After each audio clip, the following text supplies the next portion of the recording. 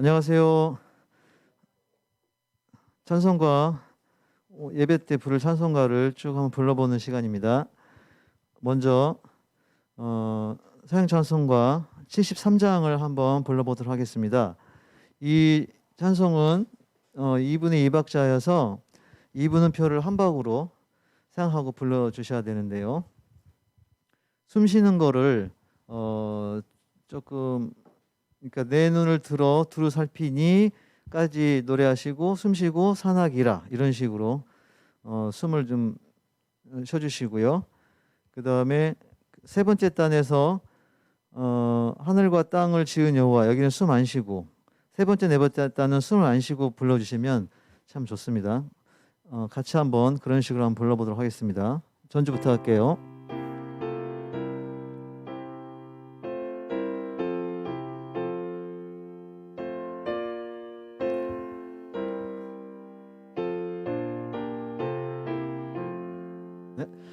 내 눈을 들어 두루 살피니 숨 쉬고 산악이라 날 돕는 구원 어디서나 그 어디서 숨 많이 쉬고 하늘과 땅을 지은 여호와 날 도와주심 확실하도다. 네, 이런 식으로 불러주면 노래가 굉장히 좀 이렇게 살죠. 한 번만 더 1절 한 번만 더 이런 식으로 한번 불러보겠습니다. 시작. 내 눈을 들어 두루 살피니 산악이라 날 돕는 구원 어디서나 그 어디서 하늘과 땅을 지은 여호와 날 도와주심 확실하도다. 네, 좋습니다. 그 다음에 국악찬송가인데요. 171장. 이 노래는 여러분들 잘 아시긴 하지만 노래가 좀 어렵죠. 이 노래 할 때는 그 준비를 하고 해야 마음의 준비도 필요하고, 그러니까 몸의 준비, 숨도 좀 많이 들이마시고, 그다음에 자세도 좀 바른 자세로 이렇게 해야 이 노래를 충분히 부를 수 있습니다. 노래가 좀 에너지가 필요한 노래라서, 자, 그러면 일단 처음 1절만 한번 불러보도록 하겠습니다. 전주 부탁드리겠습니다.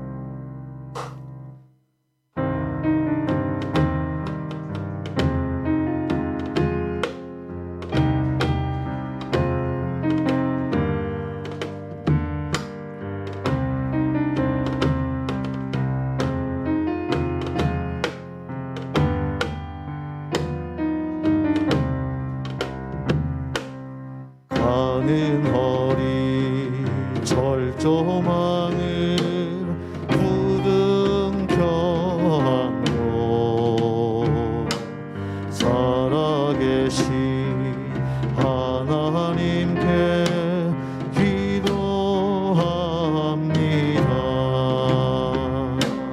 피로 물든 아픈 가슴 녹여주시고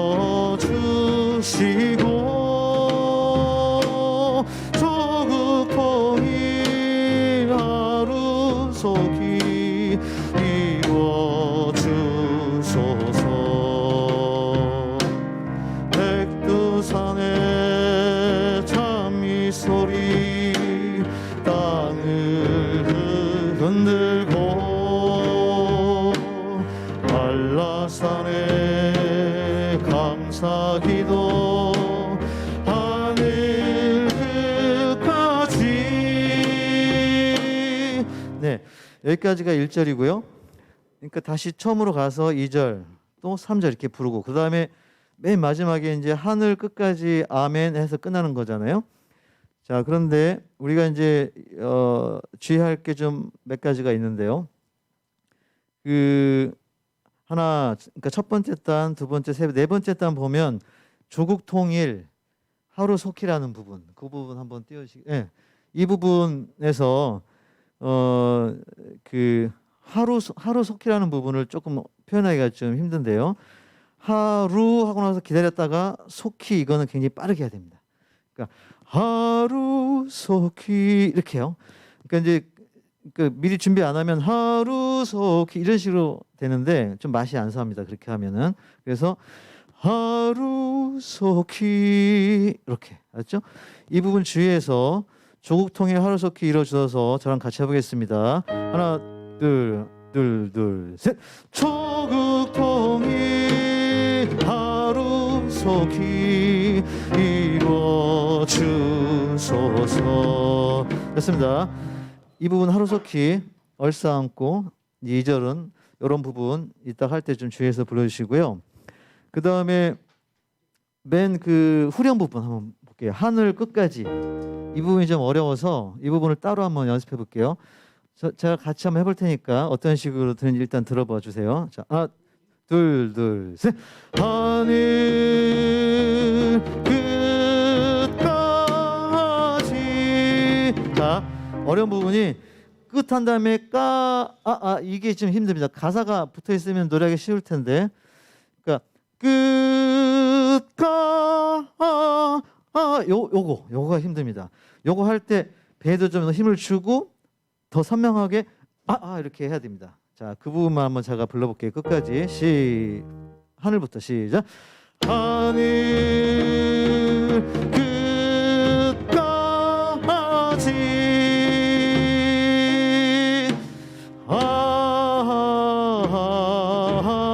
숨 쉬고.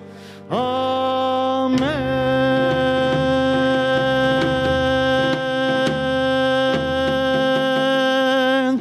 이 부분은 그냥 호흡이 닿을 때까지 그냥 최대한 길게 불러주시면 됩니다. 힘있게. 마치 통일되는 그날을 생각하는 마음으로 아멘 끝까지 힘있게 불러주시면 되고요. 그러면 이 후렴 부분을 다시 한번 저랑 같이 한번 해보겠습니다. 하늘 하나 둘 셋 하늘 끝까지.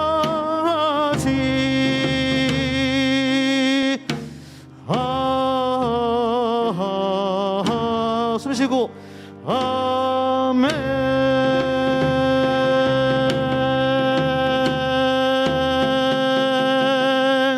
네, 자 그러면 한 번만 1절 불러보도록 하겠습니다. 지금 시간이 정확히 저 시계 맞나요?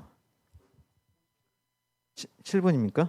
네, 알겠습니다. 그러면 시간이 1절만 한번 불러보도록 하겠습니다. 시작.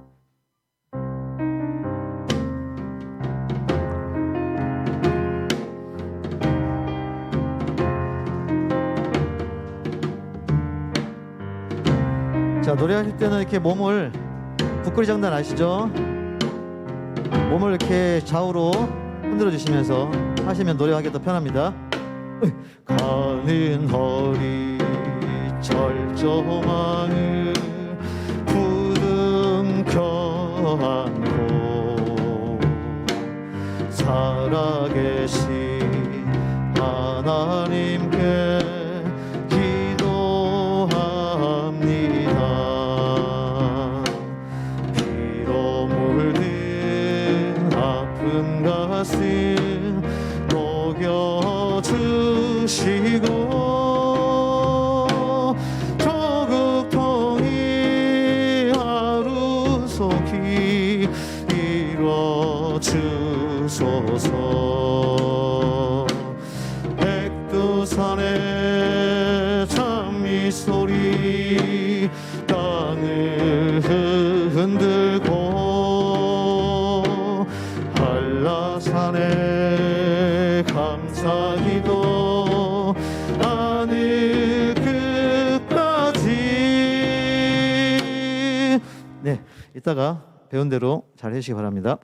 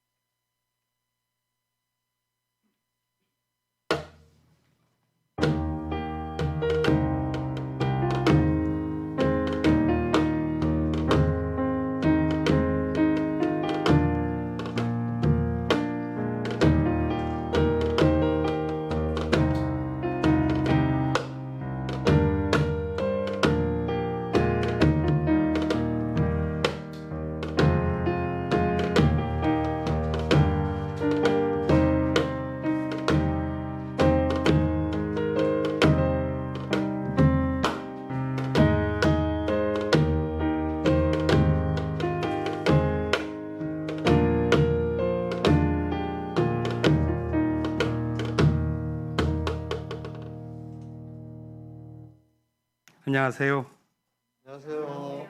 8월 둘째 주일 성령 강림절 12번째 주일 온라인 예배에 참석하신 교우 여러분들, 그리고 향림교회 온라인 예배에 방문하신 모든 분들을 환영합니다. 비대면 예배가 벌써 5주째 접어들었습니다. 그런데 지난 금요일엔 우리의 거리두기 4단계를 2주간 연장한다는 발표가 있어서 마음이 무겁습니다. 언제 이 확진 사태가 잡힐 수 있을지 염려하는 마음도 커지고 있습니다. 무엇보다도 이러한 상황 속에서 어려움을 당하시는, 건강상에서 경제적으로 고충에 있는 분들을 향한 마음이 더욱더 아리게 깊어집니다. 힘내시기를 빌면서 또한 이 예배가 우리에게 더욱 위로와 힘을 주는 시간이 될 수 있기를 기대합니다.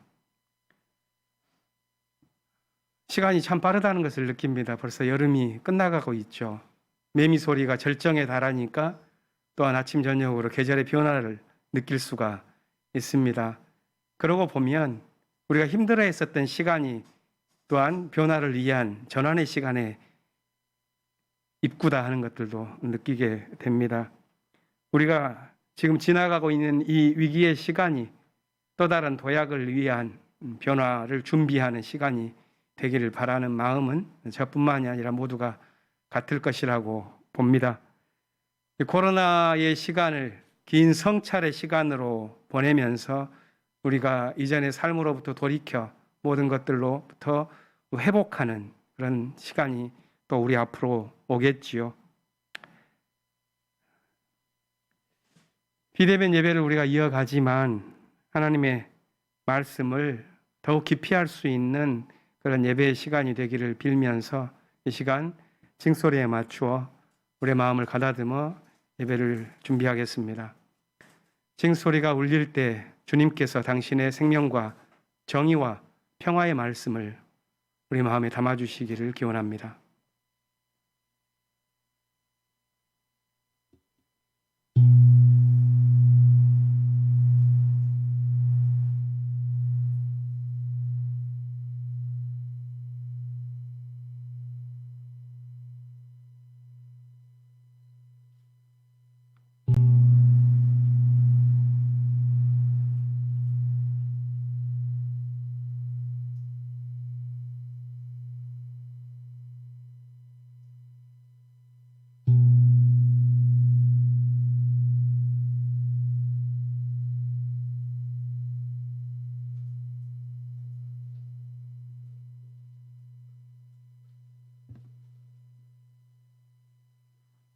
내가 주님을 늘 찬양할 것이니 주님을 찬양하는 노랫소리 이 입에서 그치지 않을 것이다. 나 오직 주님만을 자랑할 것이니 비천한 사람들아 듣고서 기뻐하여라. 나와 함께 주님을 높이자. 모두 함께 그 이름을 기리자. 내가 주님을 간절히 찾았더니 주님께서 나에게 응답하시고 내 모든 두려움에서 나를 건져내셨다. 주님을 우러러 보아라. 내 얼굴에 기쁨이 넘치고 너는 수치를 당하지 않을 것이다. 주님을 믿는 성도들아, 그를 경외하여라. 그를 경외하는 사람에게는 아무런 부족함이 없을 것이다. 아멘.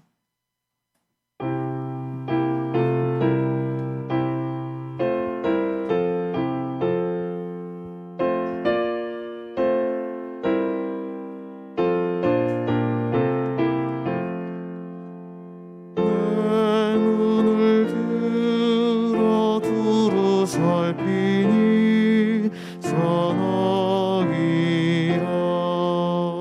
날 돕는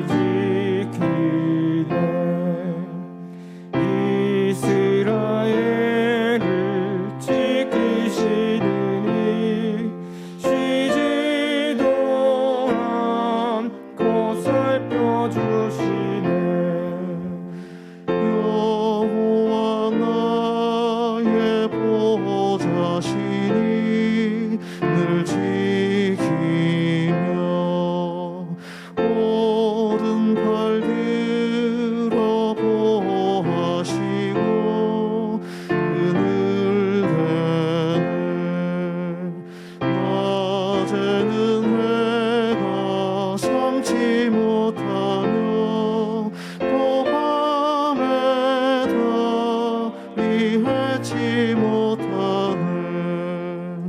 여호와 나의 영혼 지키사 돌보시며 내 모든 죄를 사해 주시고 늘 지키네. 이제로부터 영원 무궁히 주 나의 주 지켜 주시리.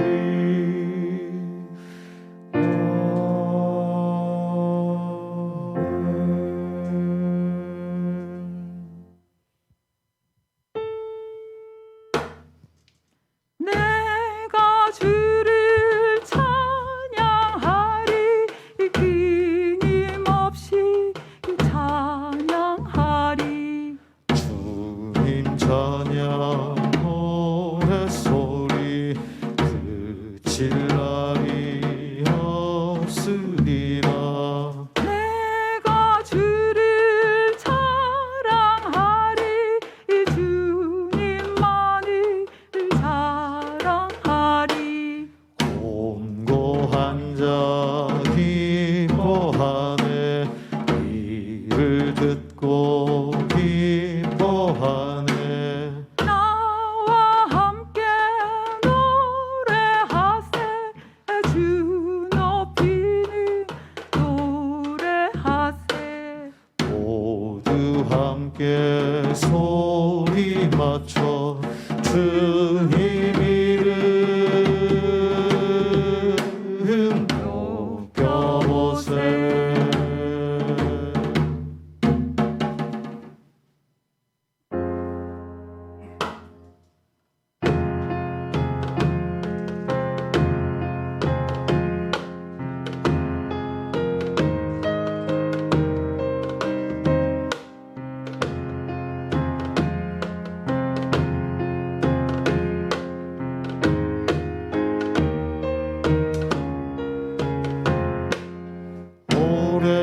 오래전부터 지금까지 지금부터 영원토록 우리는 주의 백성이요 주님은 우리 왕이시니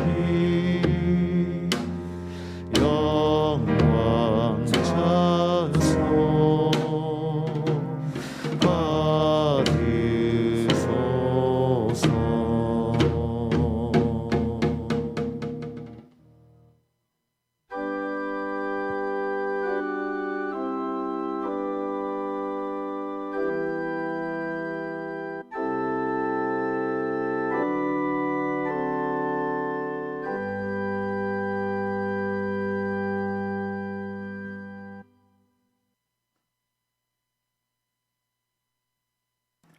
지난 며칠 동안은 이른 아침에 매미들의 큰 울음소리에 놀라 잠을 깼습니다. 다시 올 준비를 위해 수년의 세월을 땅속에 견디려 땅으로 들어가는지 바람은 살갑고 매미들의 합창은 잦아듭니다. 청한 하늘, 하얀 구름과 저녁 노을, 산과 산 사이를 이어 있는 하늘과 땅의 경계를 가르는 실선을 보면서 당신의 창조 철학을 되새기며 감사를 드립니다. 대지의 뜨거움과 코로나의 창궐, 짧은 머리 형태가 비난이 되는 시절 속에 적지 않은 무거움을 안고 하루를 살고 있습니다. 저희의 삶은 무력하고 공존을 위한 연대의 활동도 이축되어 있습니다. 실천이 부족한 삶과 편리에 익숙해진 일상은 생명을 지키는 변화에는 나태하고 소극적입니다. 주님, 저희의 부족을 용서하옵소서. 지구 곳곳은 거의 매일 대형 산불, 대홍수, 극지방의 빙하 감소, 이상기온 등 물과 불, 공기 속 전염병 등으로 큰 위기를 겪고 있습니다. 세계적으로 코로나의 확장세는 꺾이지 않고 변이 바이러스의 전염 속도는 더하고 있으며 백신이 없는 국가, 가난한 국가의 국민이라는 이유로 생명의 존엄성이 보호받지를 못하는 안타까운 일들이 이어지고 있습니다. 부국의 국민들이 절제 없이 화석연료와 문명의 이기를 사용해 초래한 고통을 가난한 국가의 국민들이 겪고 있습니다. 주님 이를 살펴주옵소서. 인류에게 자본의 무한 증식과 분별 없는 소비로 만든 이 어려움의 원인을 깨닫게 하시고 협력과 절제를 통해 공존의 지혜를 깨우치고 무생명의 가치가 평등함을 알게 하옵소서. 남과 북의 평화와 공존을 위해 기도합니다. 끊어졌던 통신선의 복원 소식을 듣습니다. 이어지기까지 또 다른 숱한 노력들이 있었을 것입니다. 이번 통신선의 복원이 단지 여기에 머물지 않고 철로의 복원으로 나아가고 공존의 큰 길로 나아갈 수 있기를 남과 북이 서로의 차이와 처지와 지향을 인정하고 존중하며 평화의 길로 나아갈 수 있기를 기도합니다. 북의 동포들이 코로나나 재해 등으로 겪는 어려움이 줄어들기를 기도합니다. 올림픽에서 활동하던 한 선수가 머리카락이 짧다는 이유로 온라인 등에서 사회적 학대와 차별을 겪는 모습을 봤습니다. 그런 학대가 가능할 수도 있다는 공적 정당 대변인의 발언은 우리 사회가 얼마나 낡은 사고 체계에 갇혀 있는지를 확인할 수 있었습니다. 혐오와 차별, 약자에 대한 학대 등이 공적인 영역에서 정치적 도구로 사용될 수 없는 사회가 될 수 있기를 기도합니다. 향민 공동체가 겪고 있는 여러 아픔과 어려움이 있습니다. 10여일 전에는 항상 맑고 잔잔한 미소로 향린을 지켜오신 남옥순 권사님이 지난주 초에는 자기 십자가를 지고 본을 보이시면서 항상 새꿈을 꾸시던 이은숙 집사님이 당신의 부르심을 받았습니다. 방역 지침 등으로 교우들이 하늘길 배웅의 자리에 함께하지 못한 본내 아쉬움들이 많습니다. 주님 두 분을 외롭지 않게 안아주시고 남은 가족들의 슬픔을 위로하여 주옵소서. 우리 교우들 가운데는 몸과 마음이 아파 힘드신 분들이 계십니다. 부모님이나 가족이 겪으시는 어려움으로 인해 염려하고 기도하는 교우들이 있습니다. 주님 당신의 위로와 동행을 구합니다. 벗이 되어주시고 함께해 주옵소서. 긴 기간의 방역 지침으로 인해 생업의 어려움을 겪고 계시는 이들이 계십니다. 일자리나 말 못할 사정으로 이태로운 상황에 계신 이들, 계획과 꿈의 좌절을 겪으시는 이들, 주여 저희가 다 알지 못하고 입술로 다 아뢰지 못하지만 힘든 처지의 교우들과 이웃들에게 주님 함께해 주옵소서. 선배님들의 안녕을 위해 기도드립니다. 일상적인 상황이 아니어서 어려움을 겪고 계시다는 소식을 듣고도 신방도 나누지 못하고 염려의 전화도 제대로 드리질 못합니다. 주님 어려움을 겪고 계신 여러 선배님들의 몸과 마음을 붙들어 주옵소서. 어떤 처지에 계시든 홀로 드리는 선배님들의 기도와 찬송을 주님 기쁘게 받아 주옵소서. 향린의 유아 유치부 어린이 푸른이들을 살펴주시고 그들의 기도와 꿈을 들어 주옵소서. 청년들이 겪는 어려움을 살펴주옵소서. 그들이 겪는 격동과 좌절이 도전의 새 힘이 될 수 있기를 주님 간절히 기도합니다. 교회 건축 과정에서 겪는 여러 어려움이 있습니다. 저희에게만 맡기지 마시고 주님께서 함께해 주옵소서. 지금 이 순간 세계 곳곳에 흩어져 있는 향린의 가족들에게 성령의 띠로 하나 되게 하시고 목사님이 주시는 말씀을 통해 흐렸던 마음과 시야가 열리기를 기도합니다. 저희가 드리는 예배를 온전히 받으시고 저희는 당신이 주시는 사랑을 나누게 하옵소서. 예배를 준비하는 여러 손길들을 기억해 주옵소서. 이 순간 각자의 처소에서 정성을 다해 드리는 교우들의 예배를 주님 즐거이 받아 주옵소서. 저희가 난모를 어느 이태로운 길 끝에 있어도 당신을 닮고 찬양할 수 있기를 기도합니다. 이제 부족하고 가벼운 저의 입술을 닫습니다. 언제나 내가 너희와 함께한다. 힘을 내라. 교우 한 분 한 분께 주님 위로의 말씀 주옵소서.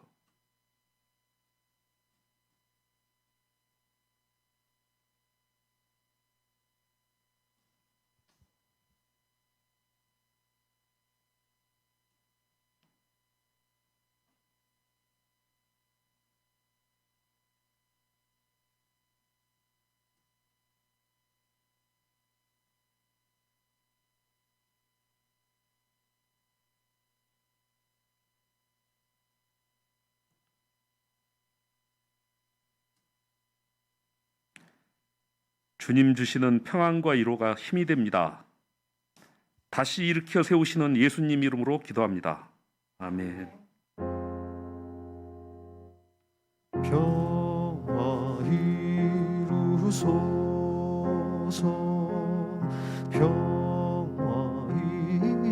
이루소서 주여 평화 이루소서 평화 이루소서 평화 이루소서 주여 평화 이루소서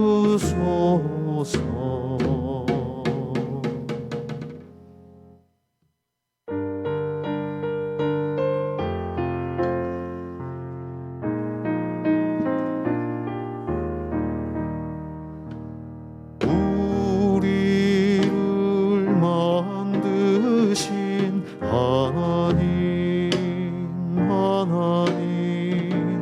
지금도 우리를 만드시는 하나님 공동체로 우리를 부르시고 억압 속에서 자유를 꿈꾸게 하시는 하나님 십자가에 달리신 예수님 지금도 십자가를 지고 가시는 예수님 해방의 복음이 되시어 고난 속에서 희망을 노래하게 하시는 예수님 영이신 하나님 변혁의 영이신 하나님 우리는 주님의 몸인 교회가 나눔과 섬김의 공동체임을 믿습니다. 우리는 주님 안에서 정의와 평등과 평화가 이루어짐을 믿습니다. 우리는 주님의 사랑이 우리의 삶을 통해서 나타남을 믿습니다. 우리는 주님의 나라가 우리의 삶 속에서 이루어짐을 믿습니다. 우리는 해방을 위한 주님의 선교 속에서 이루어지는 부활을 믿습니다. 우리는 주님이 보여주신 진리 안에서 날마다 새로워짐을 믿습니다.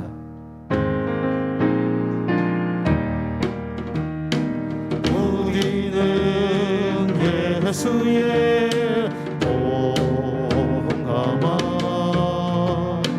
이 땅에 향기로운 이유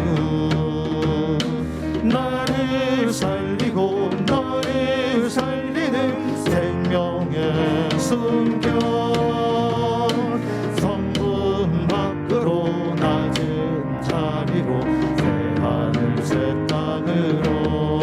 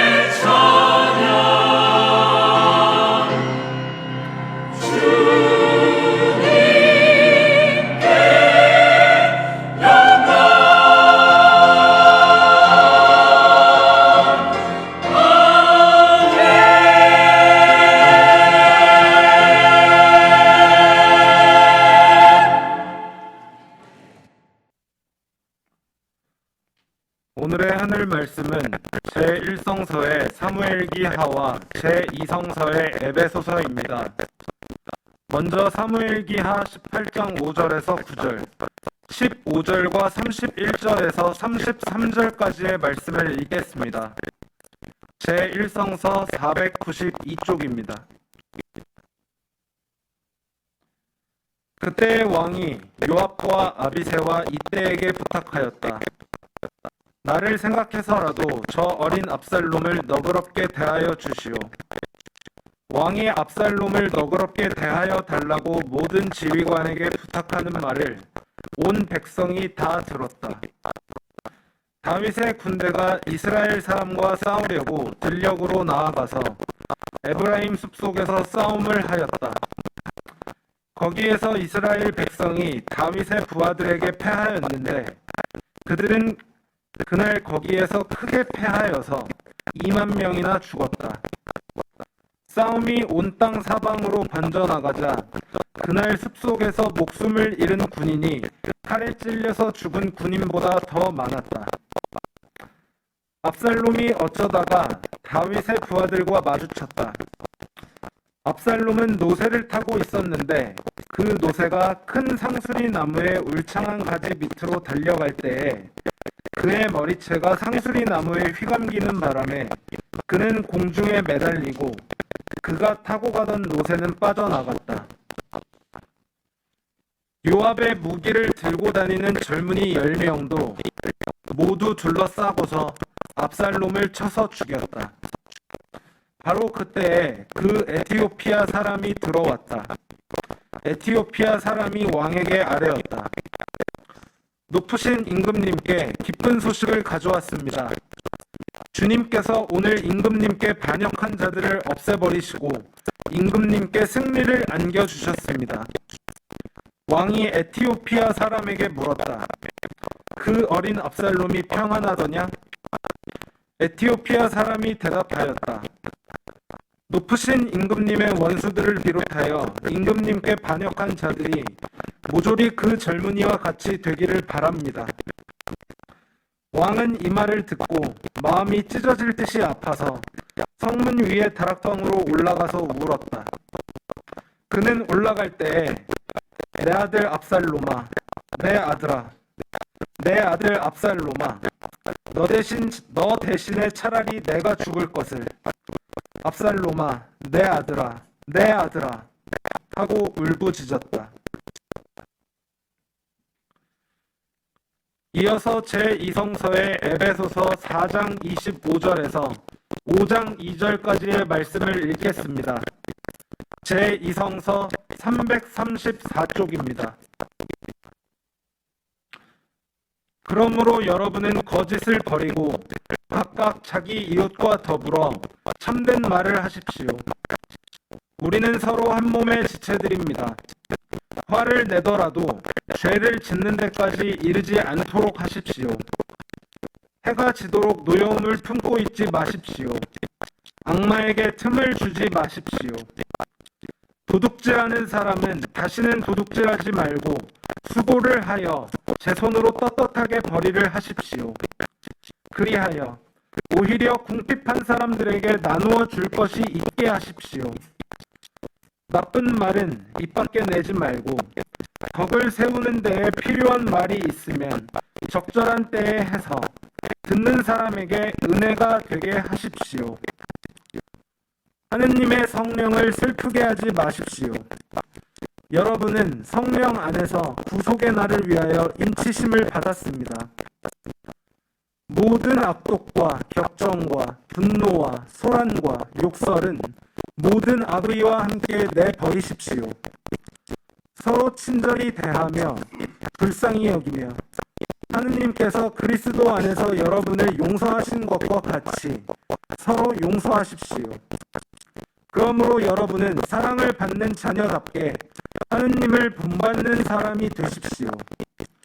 그리스도께서 여러분을 사랑하셔서 우리를 위하여 하느님 앞에 향기로운 예물과 제물로 자기 몸을 내어주신 것과 같이 여러분도 사랑으로 살아가십시오.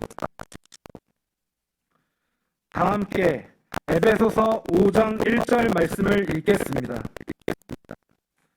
그러므로 여러분은 사랑을 받는 자녀답게 하느님을 본받는 사람이 되십시오. 이 말씀으로 귀한 깨달음과 결단이 있으시기를 바랍니다.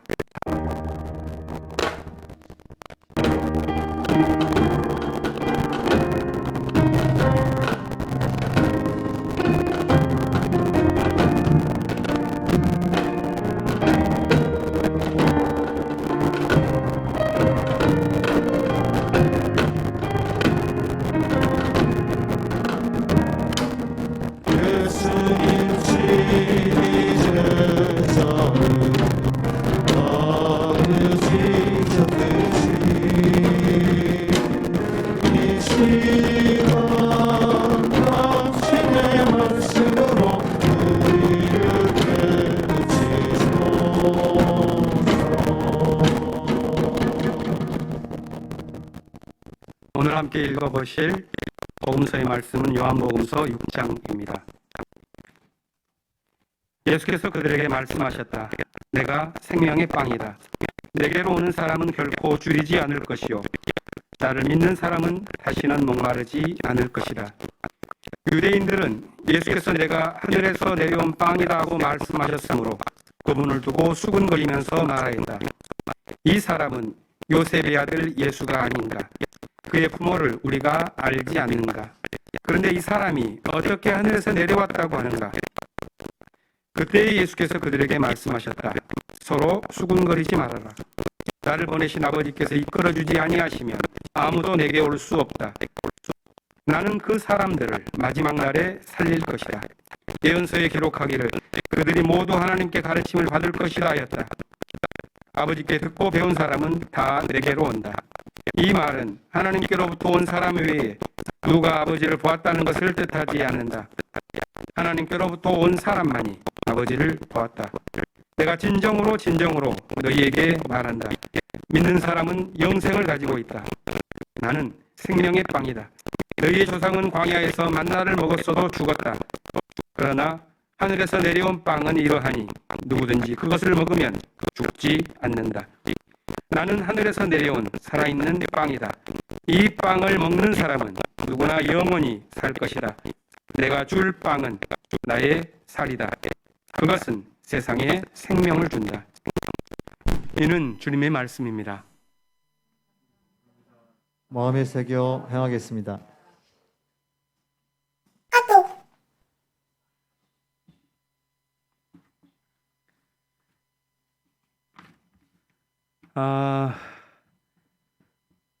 좀 긴장이 다 있으시죠? 여기에 참여하신 분이나 아마 온라인으로 예배 드리신 분들 모두가 긴장감이 좀 있으실 겁니다.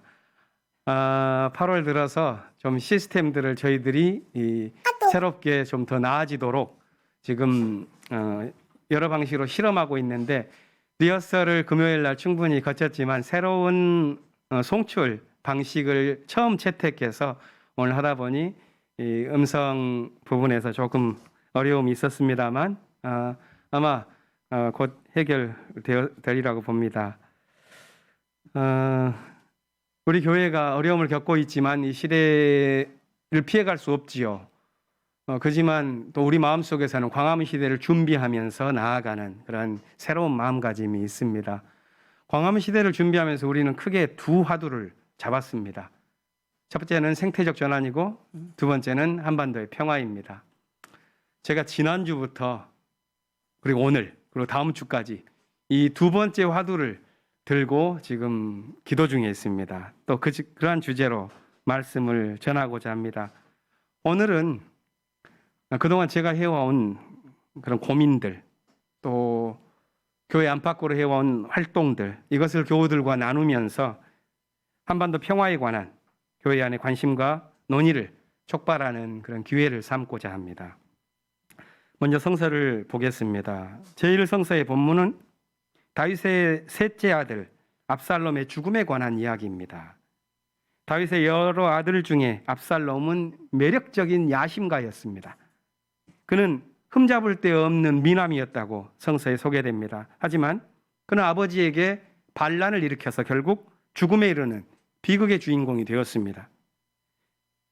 그러니까 이 아름다운 아들 때문에 도리어 다윗은 두 번의 비애를 경험한 것입니다.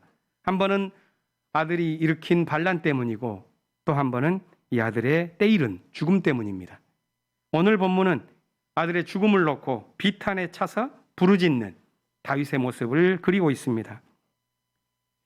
아마 이 이야기는 골육 상쟁의 비극을 대표하는 것으로 사람들의 기억에 오랫동안 남아 있었을 것입니다. 그것은 나라의 분열과 통일 과정에 얽힌 폭력에 관한 이야기로서만이 아니라 누구나 한 번은 겪는 인생의 비애를 극적으로 보여주는 이야기처럼 들립니다. 권력과 정점에 절대적으로 비어있는 것, 그것은 평화입니다.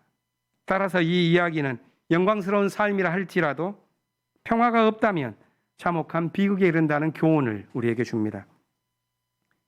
이 이야기를 더 자세히 말할 필요는 없을 것 같습니다. 분열과 폭력으로 얼룩진 역사는 역사에서 계속 반복되고 오늘 우리도 그것을 경험하고 있기 때문입니다. 분단과 전쟁의 상처가 깊이 새겨진 한국의 역사에는 폭력적인 일상이 있습니다. 그 폭력의 이면에는 삶의 비극을 경험한 영혼의 고통스러운 외침이 있습니다. 따라서 우리는 평화에 대한 갈망이 크죠. 우리 사회는 정치적인 입장을 막론해서 평화와 통일에 대한 원론적인 동의가 있는 것 같습니다. 그런데 자세히 들여다보면 여러 차이가 보입니다. 그 가운데 점차 커지는 것 가운데 하나가 세대 간의 차이입니다. 기성세대는 통일을 중시하는 교육을 받아왔습니다. 하지만 젊은 세대는 평화의 방점을 찍는 분위기입니다. 하지만 한반도에서의 평화와 통일은 양자택일의 문제는 아니죠. 얼마 전에 새청 의원들이 독서 모임에서 읽은 한국 평화학의 탐구라는 책이 그 문제를 분명하게 말해줍니다. 다음 주일에는 이 책의 저자인 서보영 님이 초청 하늘 뜻 펴기를 해 주실 것입니다만, 제가 그 책을 읽으면서 배운 하나의 개념을 잠시 말씀드리고자 합니다. 그것은 통일 평화라는 개념입니다. 저는 이 개념을 설정하고 나니까 평화와 통일의 문제가 양자택일의 관계가 아니라 평화를 이루어가는 과정에서 통일이 필요하다는 것을 포괄적으로 이해할 수 있게 되었습니다. 그는 우리 사회가 추구할 가장 커다란 가치가 평화라고 말합니다. 그리고 이것을 이루어가는 평화의 4가지 과제를 제시합니다. 첫 번째는 생태평화이고, 둘째는 민주평화요, 셋째는 연대평화요, 넷째가 통일평화입니다. 생태평화는 약육강식과 적자생존이라는 근대적 패러다임을 극복해 나아가는 것입니다. 코로나 사태와 기후위기로 인해서 더욱 긴급한 과제가 되었습니다. 민주평화는 인권의 가치를 포괄적으로 이루어가는 것을 의미합니다. 비록 군사정권은 지나갔다 할지라도 우리 사회 전반에 깔려있는 편견과 차별을 극복해가기 위한 긴 과정이 여전히 우리에게는 남아 있습니다. 연대평화는 성장과 경쟁의 시대를 지나오며 잃어버린 공동체적 가치를 찾기 위해서 협력과 우애로 사회적 네트워킹을 해가는 실험입니다.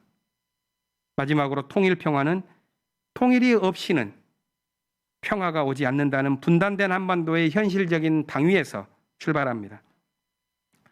이 통일평화는 그간 우리에게 익숙한 개념인 평화통일과는 그 강조점이 다릅니다. 평화통일이라는 말은 통일이 궁극적인 목표요, 그것을 이루기 위한 수단이 폭력이 아니라 평화여야 한다 하는 것을 의미한다면, 이 통일평화에서는 평화를 수단으로 하는 것이 아니라 평화가 궁극적인 목표가 되고 통일은 그 중간 목표쯤이 되는 것입니다. 그렇게 본다면 평화와 통일을 이분법적인 선택이 아니라 조화롭게 함께 추구해야 할 것임을 우리가 알게 됩니다. 이 통일평화라는 개념이 주는 또 하나의 장점이 있습니다. 그것은 우리가 겪고 있는 이 분단의 상황이 유발하는 폭력을 극복하는 길에 대한 명확한 방향을 보여주는 것입니다.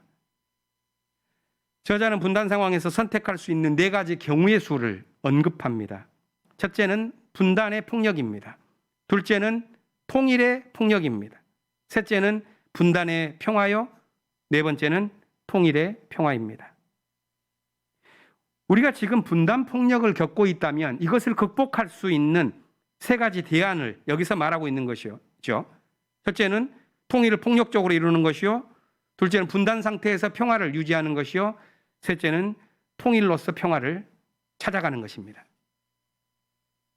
분단 폭력에 대한 첫 번째 대안은 이 분단 평화인데, 이 관점은 굉장히 실용주의적인 견해입니다. 무리하게 통일을 추진하기보다는 분단 상황에서 평화적으로 공존하고 번영을 모색해 보자는 것입니다. 최근 여론조사를 보면 통일이 쉽지 않겠다 하는 경향이 커지고 있습니다. 남과 북 공통된 현상이라고 합니다.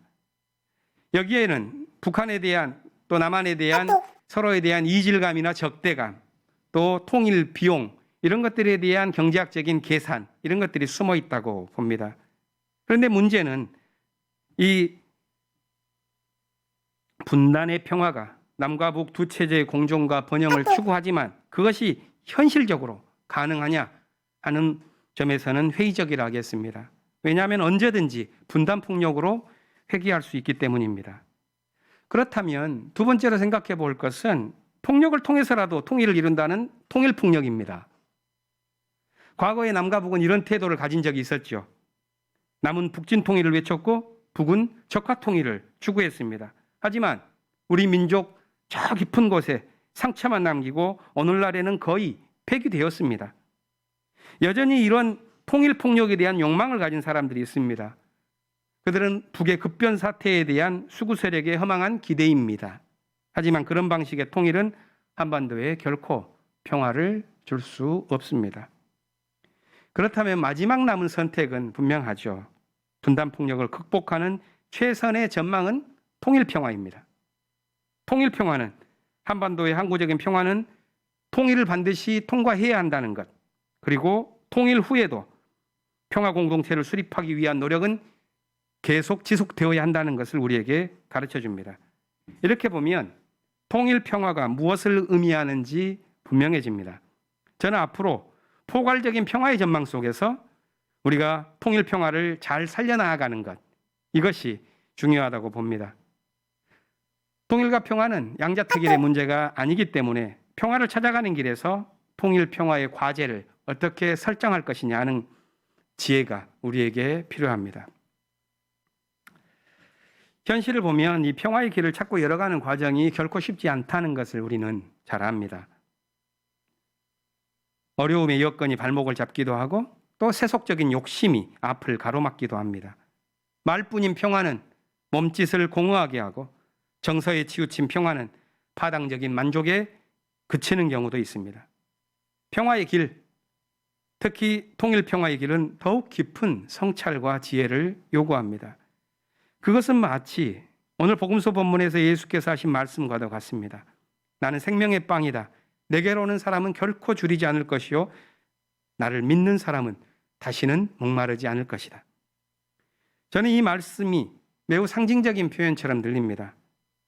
생명의 빵은 그 옛날 진시황이 찾았다고 하는 불로초 같은 어떤 구체적인 실체가 아니죠. 삶의 과정을 인도할 어떤 궁극적인 가치에 해당될 것이라고 생각합니다. 그런데 이것을 현실 속의 어떤 실체와 혼동한 사람들, 그들은 오늘 성서 본문 속의 유대인인데 그들은 예수의 말씀을 이해하지 못하고 혼란에 빠져서 스스로 묻습니다. 이 사람은 요셉의 아들 예수가 아닌가? 우리는 그의 부모를 알지 않는가? 그런데 어째 이 사람이 하늘에서 내려왔다고 말하는가?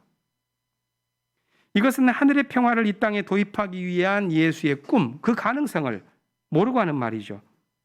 그들은 현실에 충실했기 때문에 도리어 현실에 깃든 평화의 가능성, 즉 하늘의 빵을 보지 못했고 이 하늘의 빵을 보지 못했기 때문에 그들의 현실은 죽음의 질서에 사로잡혀 있었습니다. 어떤 철학자가 평화에 대해서 말한 것처럼 이 평화가 문명이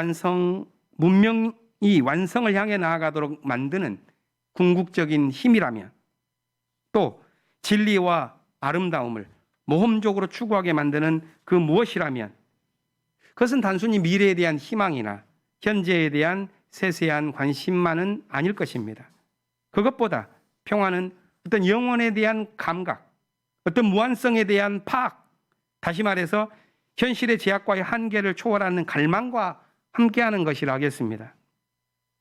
따라서 평화는 욕망을 억제할 때 얻는 것이라기보다는 생명적 현실을 향해 모험적인 도약을 하는 것에서 경험되곤 합니다. 삶의 고통과 좌절, 상실과 비극 속에서도 보다 진실하고 조화로운 삶을 위해서 대담히 나아가도록 이끄는 삶의 평화가 담깁니다. 성서 본문에서 예수께서는 의심하는 유대인들 향해서 두 가지 말씀을 합니다. 하늘에서 내려온 빵을 먹으면 죽지 않는다. 아버지께서 이끌어 주시지 않으면 생명의 빵을 먹을 수 없다. 이 말씀은 오늘 우리에게도 마음속에 담아볼 말씀입니다. 평화의 길을 찾는 우리가 구할 생명의 빵, 하늘에서 내려온 빵, 광화문 시대를 앞두고 기대하는 우리 교회가 열어갈 통일평화의 길, 그것과 비견되어지는 말씀처럼 느껴집니다. 우리가 지나온 발자취를 잠시 볼 필요가 있습니다. 그것은 우리 교회의 주요 문서에 담겨 있는데요. 우리 교회가 통일 선교에 대한 과제를 분명히 한 것은 창립 40주년이던 1993년 문서에서 이렇게 밝힌 것에서 비롯된다고 봅니다. 오늘의 한국교회는 분단된 남북 동족 간의 화해, 평화, 통일의 실현을 최우선적인 선교 과제로 가진다. 그리고 같은 해 통일공화국 헌법 초안을 발표하면서 남과 북의 미래에 대한 민간 차원의 제안을 과감하게 하기도 했습니다. 이어서 10년이 지나 창립 50전을 맞은 2003년에는 희년 통일 선언서를 발표했죠.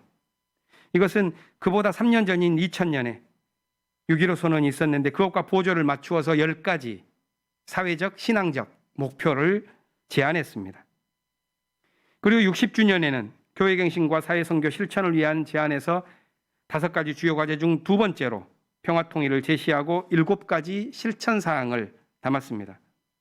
그렇다면 앞으로 70주년을 맞는 2023년에는 우리는 어떤 통일평화의 과제를 설정할 수 있을까요? 오늘날에는 이 통일평화 열정이 많이 줄어들었고 세대 간의 연계 과정도 약화되었습니다. 그것은 광화문 시대를 준비하는 우리 교회의 고민이기도 하고 올해부터 제가 우리 교회 평화통일위원회 위원장으로 교단의 통일평화 선교에 봉사하게 되었는데 저의 고민이기도 합니다. 우리 교회가 맡고 있는 이런 문제는 한국 교회가 공의 에큐메니컬 운동에서 맡고 있는 문제와 다르지 않습니다. 따라서 기독교 통일운동의 경험에 대한 성찰과 반성에서 얻은 교훈이 우리에게 필요하다고 생각합니다. 한국 교회가 지나온 커다란 발자국, 2개의 발자국이 찍혀 있는데요.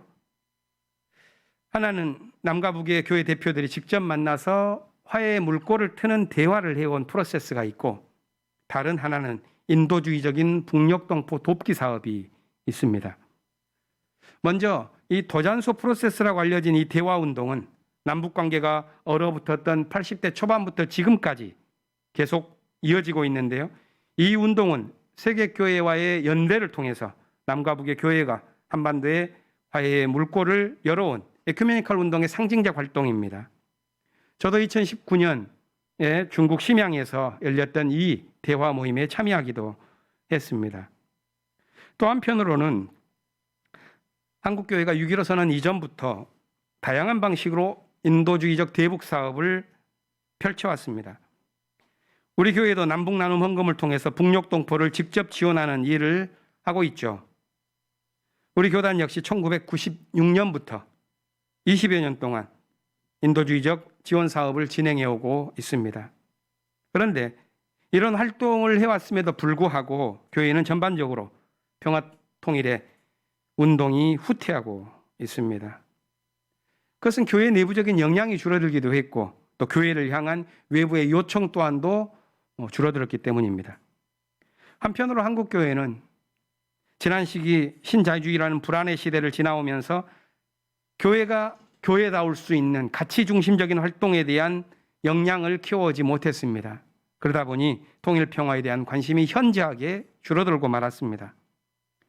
다른 한편으로는 6.15 선언 이후에 정부 차원에서 남북관계가 개선되자 교회에서 이전에 해오던 선도적인 주장과 상징적인 활동, 그것이 상대적으로 빛을 발하고 말았습니다. 그것이 우리의 지금 현실입니다. 저는 이런 과정을 보면서 앞으로의 통일평화의 운동을 한다면 몇 가지를 유념하면서 과거의 모습을 넘어서며 새로워져야 한다는 것을 느끼게 되었습니다. 그 가운데서 무엇보다도 중요한 것은 소수의 지도자나 선도적인 의식을 가진 사람들이 주도하는 운동을 넘어서서 신앙의 문제로 씨름하는 모든 평신도들 그리고 크고 작은 교회가 함께 참여할 수 있는 길은 그런 길을 넓게 열어가는 것입니다. 따라서 통일평화 운동이 자기만족적인 개토에 머물지 않고 연대 속에서 보람과 기쁨을 찾도록 교회 간의 협력을 넓게 모색하고 종교 간의 협력뿐만이 아니라 시민사회의 연대를 넓히는 것입니다. 아울러서 돌파구를 여는 과감한 활동과 더불어 장기적으로는 남북교류 협력의 토대를 쌓을 수 있는 지속적인 사업을 모색하는 것입니다. 인도주의적인 지원의 시혜적 활동을 넘어서 남북의 상생 구도를 조성해 갈 수 있는 사업을 도입하는 것입니다. 예를 들어서 9년 전 2012년 기장교단이 북녘 교회와의 협력 사업으로 제안하고 일부 진행되었지만 남북 경색으로 인해서 중단된 사업이 있습니다. 그것은 북녘 평화의 숲 가꾸기 운동입니다. 최근에 교단의 기구인 평화공동체운동본부에서 다시 평양 인근 대동강변에 위치한 40만 평에 종묘장을 짓고 북녘의 들과 산을 가꾸는 일을 준비해가고 있습니다. 이를 위해서 기장교단에 소속되어 28개의 노예가 각자의 소임을 갖고 임하고 교리협력의 빗장이 풀리면 각 교회가 신도회와 함께 농활과 이마를 가서 북녘 땅을 가꾸는 일을 꿈꾸는 것입니다. 더 나아가서 농촌교회와의 협력을 통해서 북녘에서 요청하는 농법을 소개하고 농업정보 교류와 기술 협력을 하면서 상생의 실험을 확대하는 방안도 꿈꿉니다. 또 더 나아가서 남과 북이 생산과 판매의 순환 구조를 갖는 협동조합을 만들고 교리 협력을 통해서 신앙 공동체의 영적 자산만이 아니라 물적 자산 또한 생산되고 축적되는 구조를 만들어가는 꿈도 꾸는 것입니다. 만일 그런 단계에 이를 수가 있다면 남과 북의 교회가 함께 하나의 교단을 이루는 일도 꿈만은 아닐 것이라고 생각합니다. 저는 통일평화 체제를 향한 이 첫 단계인 이런 교류협력의 시대를 염두에 두면서 우리 교회가 어떤 보급기지 역할을 할 것인가 하는 것을 깊이 고민할 수 있기를 염원하고 있습니다.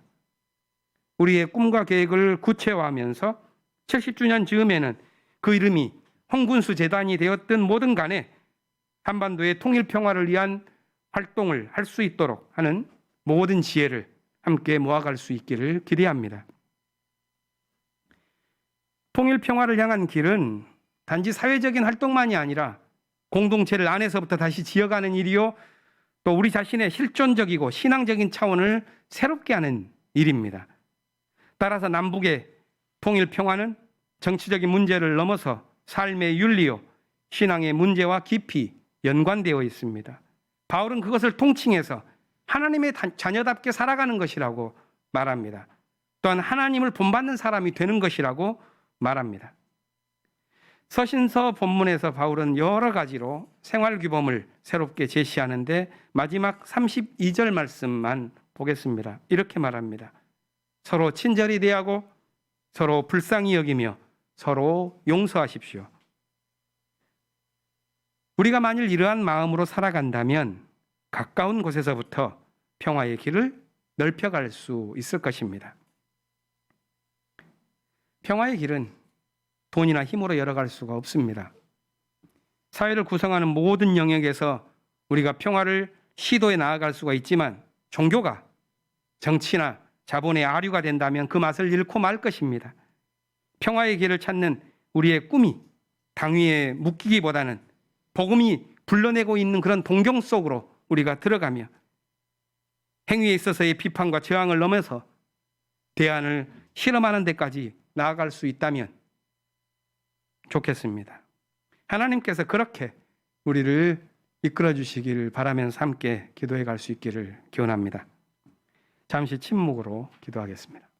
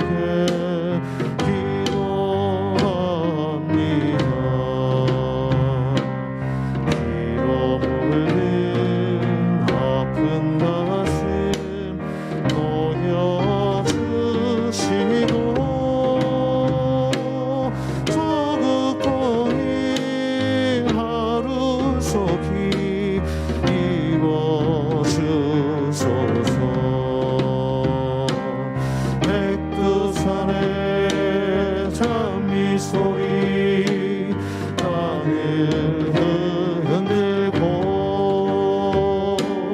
한라산에 감사기도 하늘 끝까지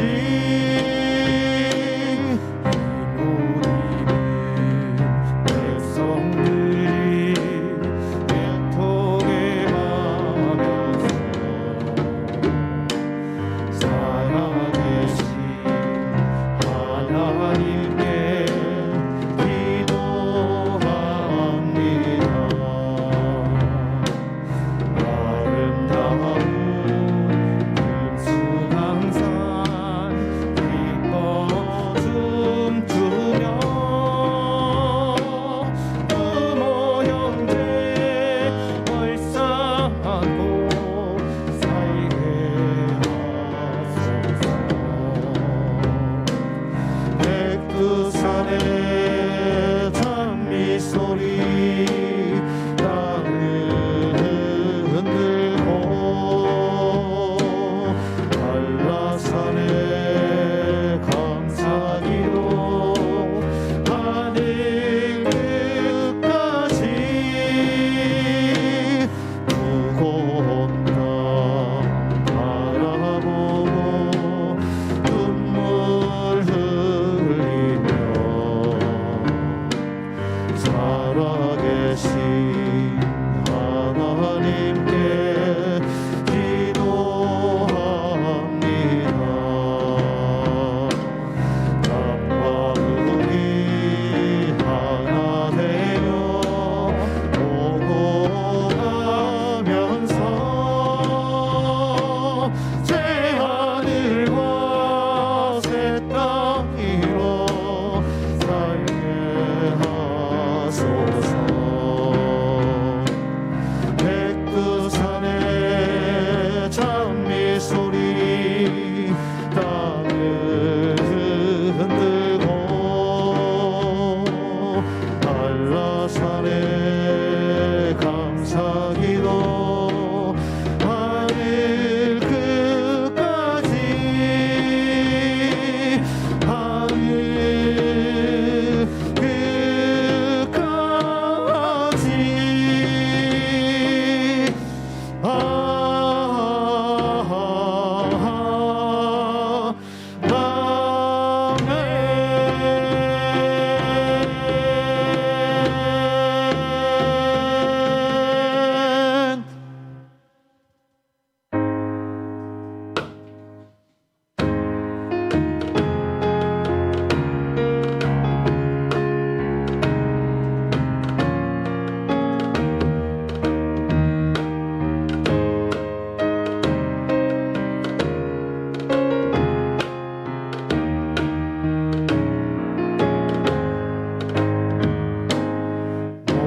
모든 것이 주께로부터 와사오니 우리의 정성 한데 모아 같이 가이다.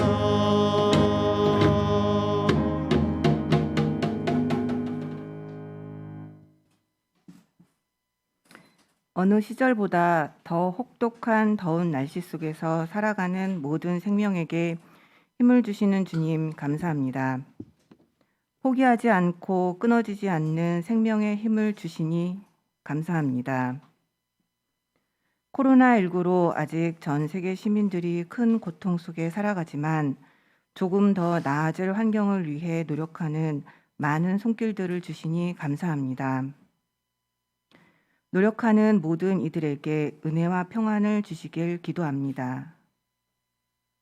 올림픽이라는 전 세계인의 한마당을 통해 우리나라의 많은 선수들이 열정을 다해 준비한 경기를 보면서 그들의 뜨거운 노력의 결과에 박수를 보내며 값진 결과에 감사하는 눈물을 통해 또 하나의 큰 감동을 봅니다. 저는 얼만큼 무언가에 열정이 있는지 생각해 봅니다. 비록 현실의 암울한 상황이 끊임없이 반복되더라도 지쳐 쓰러지지 않고 힘을 내어 살아갈 용기를 다시 주시니 감사합니다. 오늘 말씀을 통해서 하나님을 본받는 길을 바울은 서로에게 친절하고 불쌍히 여기며 용서하는 것이라는 말씀을 들었습니다. 이처럼 우리가 평화의 길을 넓혀가도록 인도하여 주시옵소서. 우리의 정성을 모아 주님께 드립니다.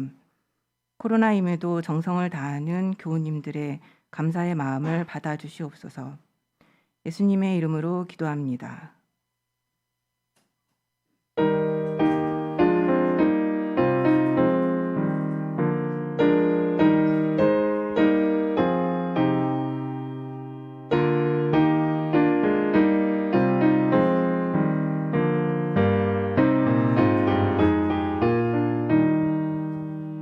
주 사랑 안에 살면 두려움 없으며 그 사랑 하나 없어 내 마음 변하다. 저 폭풍 몰아쳐서 내 마음 떨려도 주 나의 곁에 계셔 없네 것 없어라. 주 나의 목자시니 부족함 없으며 주 인도하는 대로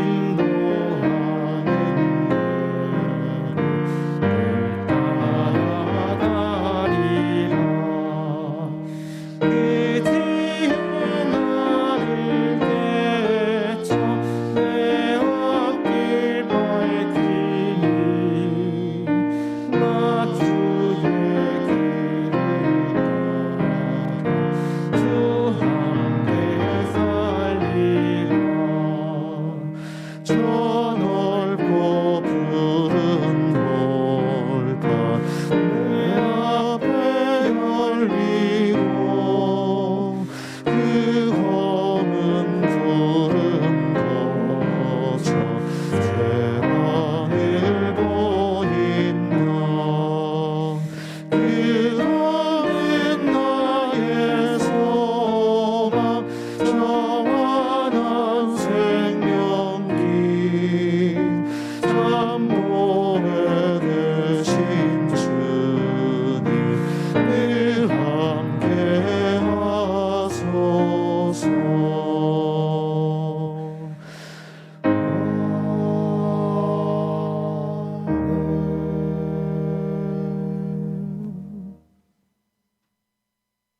파송의 말씀을 전합니다. 평화의 길을 힘차게 열어갑시다. 분단 폭력이 우리를 지배하지 못하도록 통일 평화의 사업을 펼쳐갑시다. 통일 평화를 하늘에서 오는 이 시대의 생명의 빵으로 삼고 하나님의 사랑을 받는 자녀답게 살아갑시다. 목마르지 않는 길로 부르시는 주님의 부름에 응답해서 평화를 심는 일을 위해 다시 우리 모두 일어섭시다. 축복 기도를 나누겠습니다. 주 예수 그리스도의 은총과 하나님의 사랑과 성령께서 이루어 주시는 친교가 우리 가운데 영원토록 함께 있기를 주님의 이름으로 축원합니다. 아멘.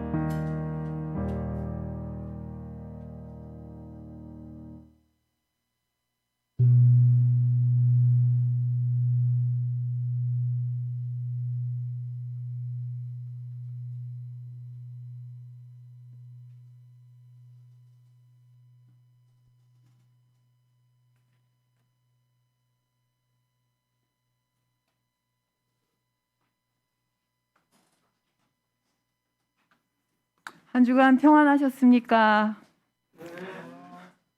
어제가 입추였죠. 이제 제법 날이 아침 저녁으로 선을 합니다. 더위가 몹시 힘들었었는데 다들 힘내시길 바랍니다. 코로나로 인해서 비대면 예배가 계속되고 있습니다. 우리가 정상적인 생활이 회복이 될 때까지 다들 주님께서 함께 하시고 지켜주시기를 기도합니다. 공동 관심사를 나누겠습니다. 오늘의 일정 안내입니다. 오늘 2시에 당회가 있고요. 교육부 여름 들살이는 오늘까지였네요. 들살이 준비하시고 진행하시느라고 교육부 선생님들 많이 쓰셨습니다. 감사합니다. 장학 헌금 및 장학금 신청 8월 21일 토요일인데 오전 10시까지랍니다. 기억해 주시고 문의할 사항은 김정원 목사님께 얘기해 주시기 바랍니다. 미래선교연구위원회 통일선교팀 설문조사입니다. 아까 하늘뜻 표계에서도 목사님께서 말씀하셨듯이 우리 향린에게 주어진 통일평화 맞죠? 통일평화에 대한 큰 사명은 저희가 깊게 생각하고 해야 할 점이 많은 것 같습니다. 우선 교우들 의식 조사를 위한 설문이 진행 중입니다. 참고하시고요. 8월 13일까지 꼭 해서 제출해 주시기 바랍니다. 들녘 농산물은 계속되고 있습니다. 이옥희 권사님께 문의해 주시기 바랍니다. 교우 소식입니다. 주보에서 지금 누락이 돼서 먼저 말씀을 드리겠습니다. 지난 주일날 이은숙 집사님께서 소천하셨습니다. 너무 갑작스럽게 교통사고를 당해서 많은 분들이 굉장히 마음 아파하고 힘들어했는데 그래도 마음으로 또 정성으로 많은 분들이 위로를 주셔서 잘 보내드렸습니다. 이은숙 집사님과 또 유족들을 위해서 기도해 주시기 바랍니다. 지난번에 왜 7월 25일 날 남옥순 권사님 소천하셨지요. 아까 최장로님 목회 기도에서도 말씀을 하셨는데 신상권 집사님께서 직접 나오셔서 인사를 하고 싶다 하고 정말 간절히 원하셨는데 지금 상황이 그렇게 할 수 없는 상황이라 양해를 드렸고요. 그랬더니 신상권 집사님께서 인사 말씀을 주셨습니다. 제가 대신 읽도록 하겠습니다. 지난 7월 27일 저희 어머님 고 남옥순 권사님을 고향 선산에 잘 모시고 왔습니다. 교우들의 조문, 조의, 기도와 목사님의 인도로 92세를 일기로 천국에 영면하셨습니다. 교회 가실 때 가장 기뻐하셨고 향륜 교우들을 가장 좋아하셨습니다.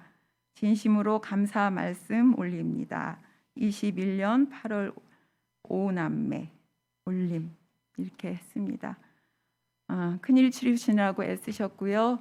많은 분들이 그 권사님을 마음속에 잘 간직하고 있을 겁니다. 하늘의 크신 위로를 빕니다. 이사 소식이 있습니다. 김성환 권사님이 경남 밀양으로 이사를 가실 계획이신가 봅니다. 가족들이 따님이 밀양 쪽에 계시나 봐요. 그래서 가족들과 함께 살기로 결정하신 것 같습니다. 휴가가 백찬현 전도사님, 이광종 집사님 이번 주 휴가입니다. 그다음 이번 주 일정 안내입니다. 이번 주 수요일 날 수요 평화 거리 기도회가 있습니다. 저녁 8시에 있고요. 이렇게 비대면 시대인데 어떻게 기도회를 하나 하고 생각을 했는데 나름대로 아이디어를 냈습니다. 1인 시위 형식의 기도회를 했고요. 주보 맨 뒤를 보니까 한미연합군사훈련 반대 1인 시위 형식 무전기 기도회라고 써 있는데요. 되게 좋은 아이디어를 내신 것 같습니다. 함께 시간 내주실 수 있으면 참여 바라고요. 기도도 해주시기 바랍니다. 다음 주일은 평화통일주일입니다. 초청 하늘뜻 펴기가 있는데 아까 목사님께서 말씀하신 것처럼 서보혁 선생님께서 오셔서 하늘뜻 펴시고 2시에 온라인으로 저자와의 대화 시간도 있습니다. 함께해 주시기 바랍니다. 그 밖의 사항들은 쭉 주보를 살펴보시고요. 뒤에 에큐메니칼 소식을 보겠습니다. 다음 주일날 향린 공동체 협의회가 오후 3시에 온라인으로 있습니다. 기억해 주시고요. 베트남 한국군 학살 피해 마을에 꽃 보내기 운동 있습니다. 베트남 전쟁에서 한국군이 자행했던 그 죄악은 어떻게 우리가 그것을 사면받을 수 있을지 항상 마음에 들고 가야 될 거라고 생각합니다. 한배 평화재단에서 주관을 하고요. 추모제를 위한 꽃 후원을 받습니다. 계좌번호 있습니다. 참고해 주시기 바랍니다. 다른 소식 없으면 향림교인 생활실천 다짐을 함께 읽으면서 예배를 마치도록 하겠습니다. 우리는 하나님께서 주신 모든 생명을 있는 그대로 소중히 여기는 것이 하나님의 뜻이라 믿으며 어린이 청소년들의 심리와 교육 상태를 이해하고 그들의 교육 환경과 사회 환경을 개선하기 위해 노력한다. 수고하셨습니다. 한 주간 평안하십시오.